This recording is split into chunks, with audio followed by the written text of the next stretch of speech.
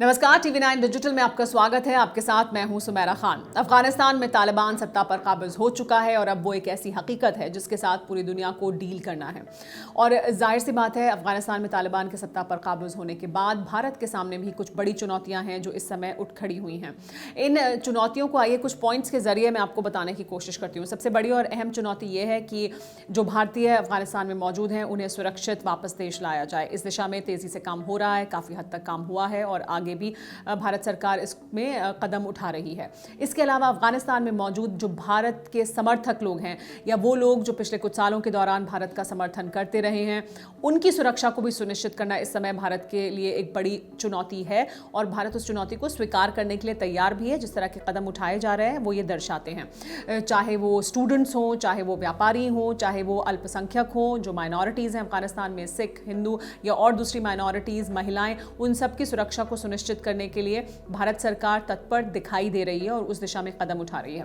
इसके बाद जो बड़ी चुनौती भारत के सामने है वो ये कि इस समय तालिबान के साथ पाकिस्तान और चीन खड़े दिखाई दे रहे हैं। चीन के साथ भारत की जो टेंशन है वो लगातार बनी हुई है, साथ ही पाकिस्तान के साथ भी संबंध भारत के स्ट्रेन है, खास तौर पर आर्टिकल 370 कश्मीर से खत्म करने के बाद और ज़्यादा स्ट्रेन्ड संबंध हैं भारत के पाकिस्तान के साथ। ऐसे में पाकिस्तान और चीन जब तालिबान के साथ खड़ा है तो भारत के सामने बड़ी चुनौती होगी कि कैसे इस एक्सेस से निपटा जाए। ये जो एक्सेस बनाने की कोशिश है तालिबान के साथ पाकिस्तान और चीन की, इसको इस समय भारत ऑब्जर्व कर रहा है इस पूरी स्थिति को, लेकिन इसमें समझने की ज़रूरत इस बिंदु पर है कि तालिबान एक मोनोलिथ, एक सिंगल ऑर्गेनाइजेशन जो एक तरह की विचारधारा, एक सोच के साथ आगे बढ़ती है, इस तरह का संगठन नहीं है और इस तरह की सोच भी नहीं है। तालिबान में अलग अलग धड़े हैं, अलग अलग फैक्शंस हैं, अलग अलग कबीलाई नेता हैं और उनकी अलग अलग प्राथमिकताएं भी हैं और उनमें बहुत से ऐसे संगठन हैं, उनमें बहुत से ऐसे नेता हैं जो पाकिस्तान को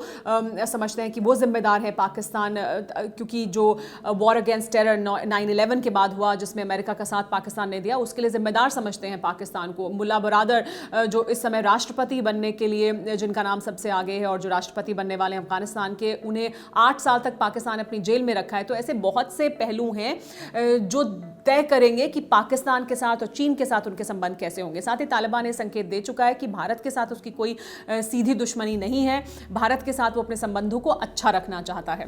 तो ये एक पॉजिटिव संकेत है जो तालिबान की तरफ से आया है, लेकिन भारत सरकार इस समय स्थिति को देख रही है, उसका आकलन कर रही है और तभी पूरी स्थिति को समझने के बाद क्या भारत का बेस्ट पहलू होना चाहिए या जो भारत का सबसे बेहतर कदम होना चाहिए वो कदम उठाएगी।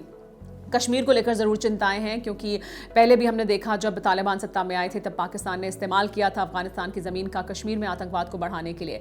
क्या फिर ऐसा होगा? क्योंकि ऐसे तमाम आतंकवादी संगठन हैं पाकिस्तान के जो काम कर रहे थे तालिबान के साथ और वहाँ पर उनका समर्थन कर रहे थे। IS के लड़ाके हैं या बाकी तमाम जो संगठन हैं वो भी समर्थन करते रहे हैं तालिबान का और वो उनके साथ मिलकर जंग लड़ रहे थे। तो क्या उनको ज़मीन भी अब मिलेगी अफगानिस्तान में आतंकवाद को बढ़ाने के लिए? हालांकि तालिबान इससे इनकार कर रहा है, लेकिन इस स्थिति को भी भारत को देखने की ज़रूरत होगी और भारत उस पर नज़र बनाए रहेगा। तालिबान के साथ लेकिन संबंध कैसे होंगे भारत को, इसे समझने के लिए हमें समझना होगा कि ये बदला हुआ तालिबान है, ये तालिबान 2.0 है। ये तालिबान ये कह रहा है, हालांकि इस पर यकीन करना बहुत मुश्किल है कि वो बदले हुए तालिबान है। वो अब दुनिया में सबके साथ अच्छा संबंध रखना चाहते हैं, वो भारत के साथ अच्छा संबंध रखना चाहते हैं और ऐसा नहीं है कि तालिबान पाकिस्तान का पिछलग्गू बनकर ही आगे बढ़ेगा। भारत का बहुत बड़ा इन्वेस्टमेंट है अफगानिस्तान में और भारत ने हमेशा अपने आप को एक अच्छे दोस्त की तरह सामने रखा है अफगानिस्तान के। तो क्या तालिबान उसी दिशा में आगे बढ़ेगा? हालांकि भारत सरकार किस तरह के संबंध तालिबान के साथ रखेगी और किस तरह से इस दिशा में आगे बढ़ेगी, इसको लेकर अभी वेट एंड वॉच की स्थिति में है सरकार और वो देख रही है बदलती हुई परिस्थितियों को। लेकिन एक और बड़ी चिंता जो भारत के लिए है वो ये कि आतंकवादियों की अगर पनाहगाह बनता है अफगानिस्तान तो फिर भारत का रुख क्या होगा। जाहिर सी बात है इस मुद्दे पर भारत सरकार किसी भी सूरत में कोई कॉम्प्रोमाइज़ नहीं करेगी।